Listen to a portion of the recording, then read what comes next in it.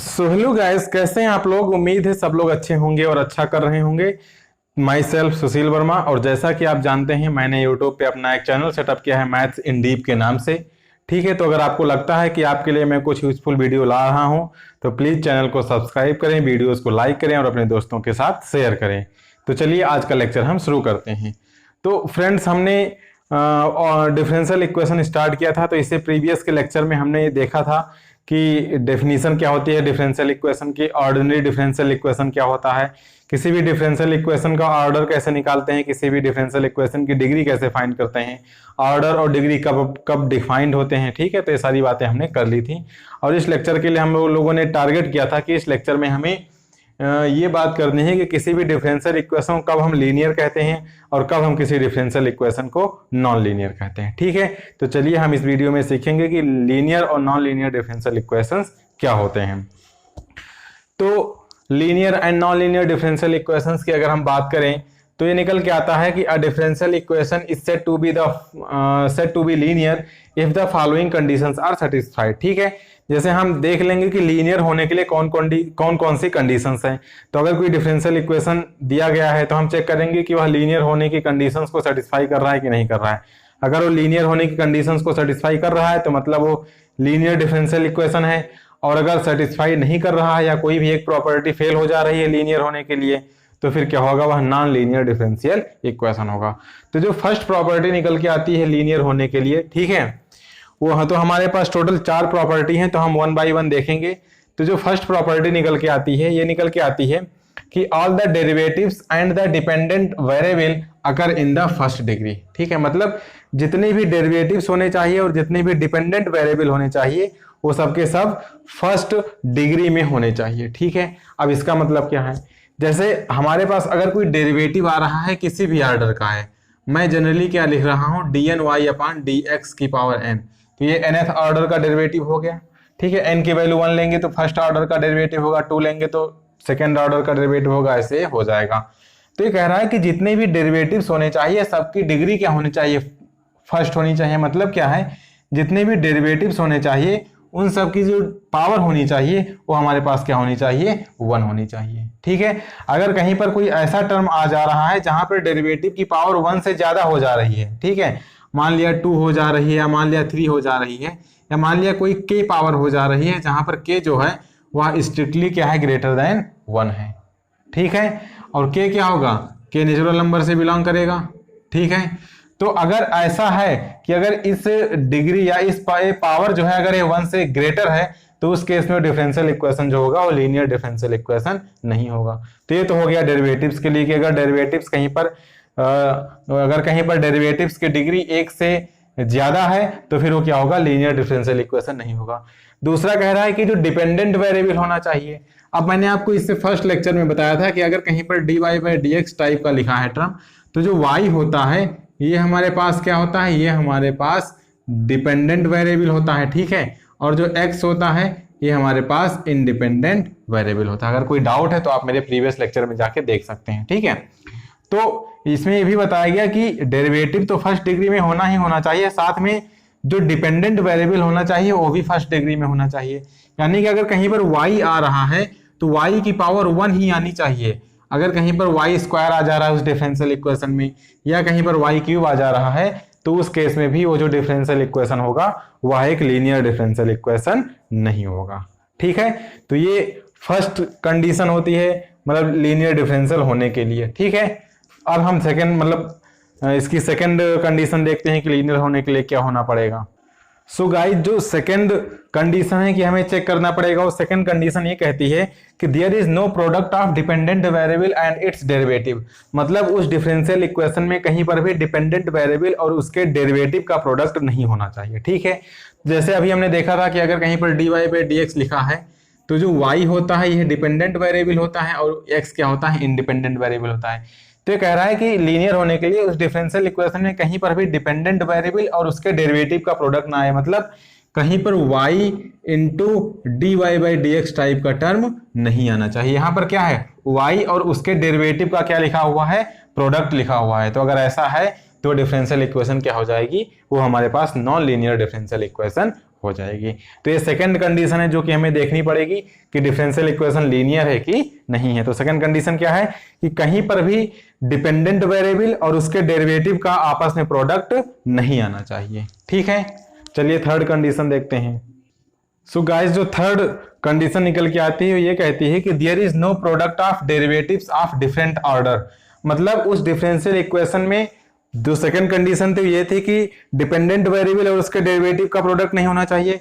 Third condition ये है कि डिफरेंट ऑर्डर के डेरिवेटिव्स का भी आपस में प्रोडक्ट नहीं होना चाहिए। इसका मतलब क्या है कि उस डिफरेंशियल इक्वेशन में डी के वाई अपान डी एक्स के इंटू डी एल वाई अपान डी एक्स एल, इस टाइप के, मतलब ये क्या है, ये एक के ऑर्डर का डेरिवेटिव है और ये एल ऑर्डर का डेरिवेटिव है। ठीक है, तो कहीं पर डिफरेंट ऑर्डर के डेरिवेटिव्स का प्रोडक्ट नहीं होना चाहिए। अगर इस टाइप का प्रोडक्ट उस डिफरेंशियल इक्वेशन में आ रहा है तो वह जो डिफरेंशियल इक्वेशन होगा वो हमारे पास लीनियर डिफरेंशियल इक्वेशन नहीं होगा, उसे हम क्या कहेंगे, नॉन लीनियर डिफरेंशियल इक्वेशन कह देंगे। ठीक है, तो क्या नहीं आना चाहिए, डिफरेंट ऑर्डर के डेरिवेटिव्स का वहां पर प्रोडक्ट नहीं आना चाहिए। ठीक है, तो इस तरीके से ये थर्ड कंडीशन हो गई। अब हम फोर्थ कंडीशन देखते हैं।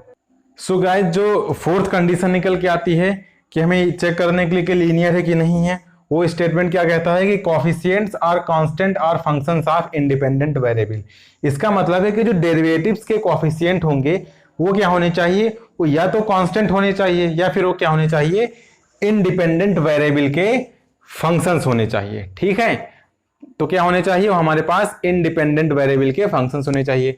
डिपेंडेंट वेरिएबल का फंक्शन तो वैसे भी नहीं हो सकता, क्योंकि सेकंड कंडीशन में हमने कहा है कि कहीं पर डिपेंडेंट वेरिएबल और उसके डेरिवेटिव का प्रोडक्ट नहीं आना चाहिए। तो अगर डिपेंडेंट वेरिएबल का फंक्शन हो गया तो उस केस में क्या हो जाएगा, डिपेंडेंट वेरिएबल और उसके डेरिवेटिव का प्रोडक्ट हो जाएगा।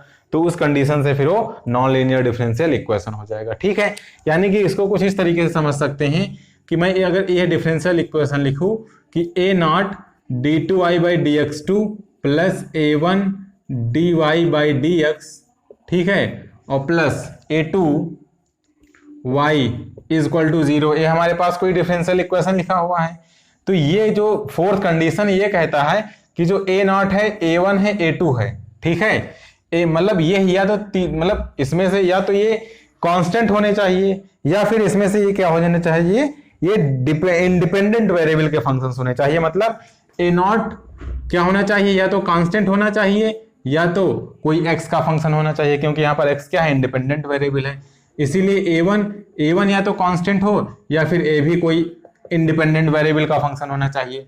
और इसी प्रकार अगर ए टू की बात करें तो ए टू भी या तो कांस्टेंट होना चाहिए या फिर ए भी कोई इंडिपेंडेंट वेरिएबल का फंक्शन होना चाहिए। ठीक है, तो ये टोटल 4 कंडीशन है हमारे पास। किसी भी डिफरेंशियल इक्वेशन को अगर चेक करना है कि वो differential equation linear differential equation है कि नहीं है, तो ये 4 कंडीशन हमें चेक करनी पड़ेंगी। ठीक है, 1 बाई 1।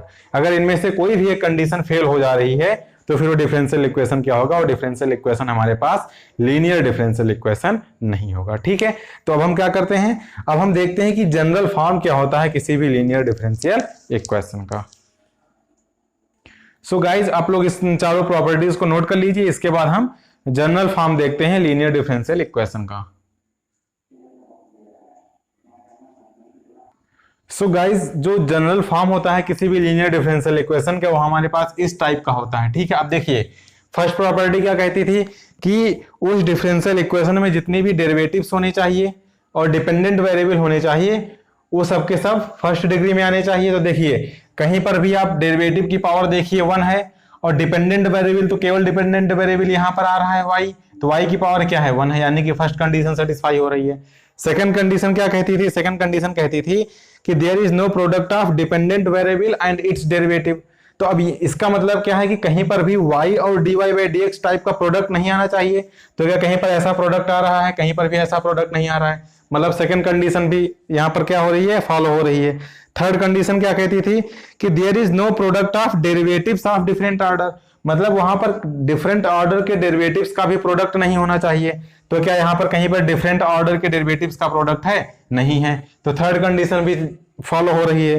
फोर्थ कंडीशन की अगर बात करें तो फोर्थ कंडीशन कहती थी कि कोएफिशिएंट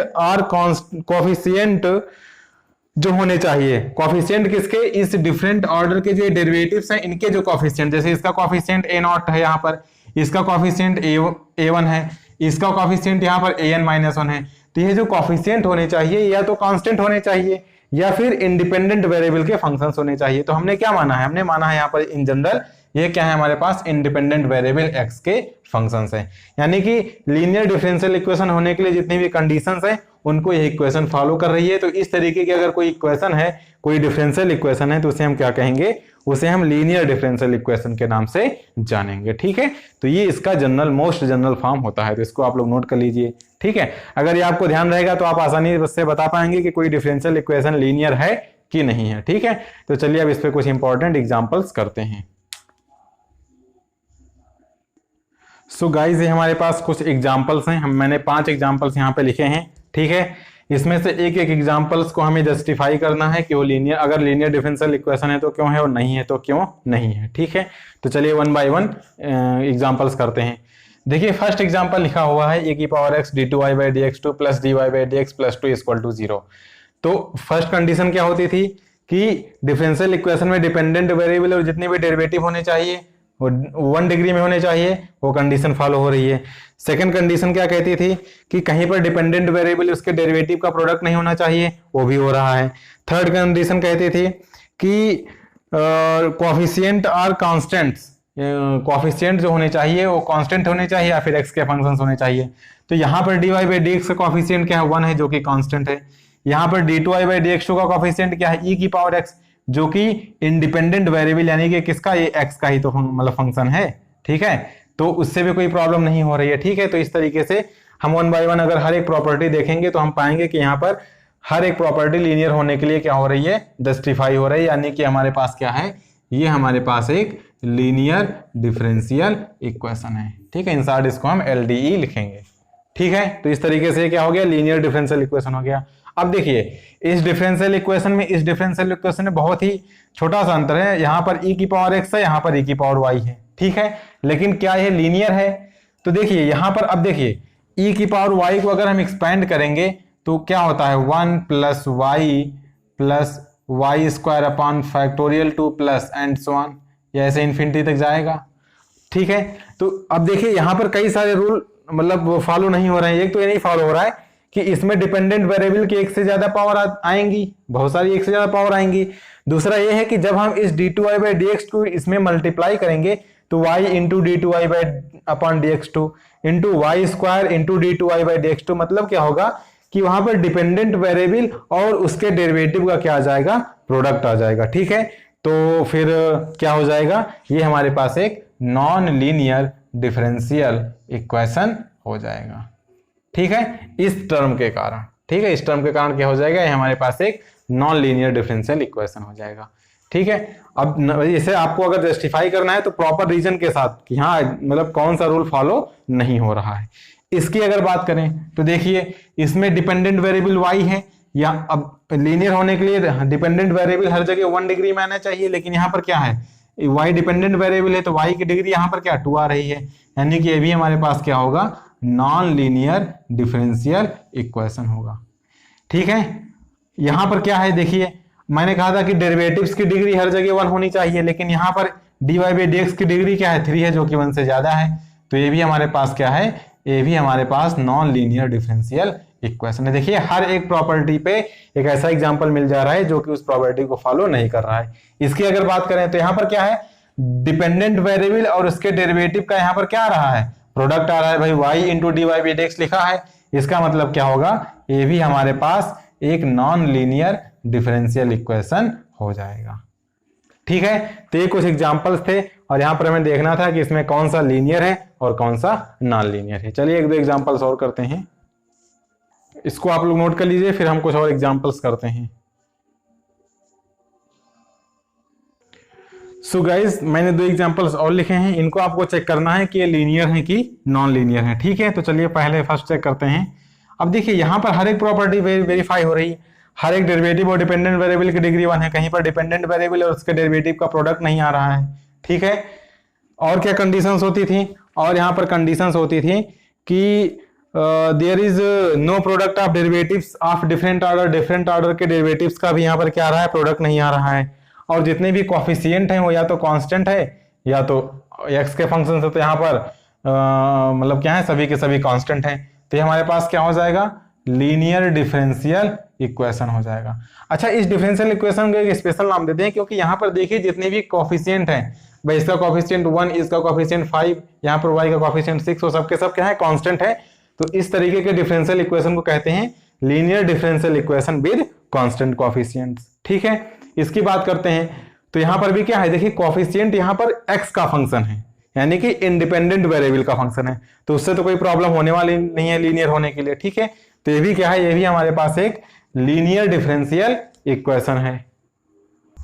सो गाइज, ये जो सेकंड है ये भी हमारे पास क्या है, लीनियर डिफरेंशियल इक्वेशन है, लेकिन इसमें जो कॉफिशिएंट है वो हमारे पास क्या है, वेरिएबल्स हैं। तो इसको एक स्पेशल नाम देते हैं linear differential equation with variable coefficient. और वेरिएबल क्या है, वेरिएबल हमारे एक्स के फंक्शंस हैं, क्योंकि अगर एक्स के फंक्शन ना होकर वाई के फंक्शन हो जाते तो इस केस में लीनियर डिफरेंशियल इक्वेशन नहीं होता। ठीक है, तो इस तरीके से हम चेक कर सकते हैं कि कोई डिफरेंशियल इक्वेशन कब लीनियर होगा, कोई डिफरेंशियल इक्वेशन कब नॉन लीनियर होगा। ठीक है, तो मुझे लगता है कि आप लोगों को पूरे अच्छे से समझ में आ गया होगा। फर्दर अगर आप लोगों के पास कोई डाउट है इससे रिलेटेड तो आप मुझे कमेंट सेक्शन में बता सकते हैं, मैं उसका जरूर आपको रिप्लाई करूंगा। ठीक है, फर्दर अगर आपको लगता है कि मैं आपके लिए कुछ यूजफुल कंटेंट ला पा रहा हूँ, कुछ यूजफुल वीडियोस ला पा रहा हूँ, तो आप चैनल को सब्सक्राइब कर दीजिए, वीडियोस को लाइक कर दीजिए और अपने दोस्तों के साथ शेयर कर दीजिए। फर्दर अगर आपको किसी स्पेशल टॉपिक पे वीडियोस चाहिए तो आप कमेंट सेक्शन में बताइए, मैं एक पूरी कोशिश करूंगा कि इस टॉपिक पे आपको वीडियो जल्दी से जल्दी प्रोवाइड की जा सकें। ठीक है,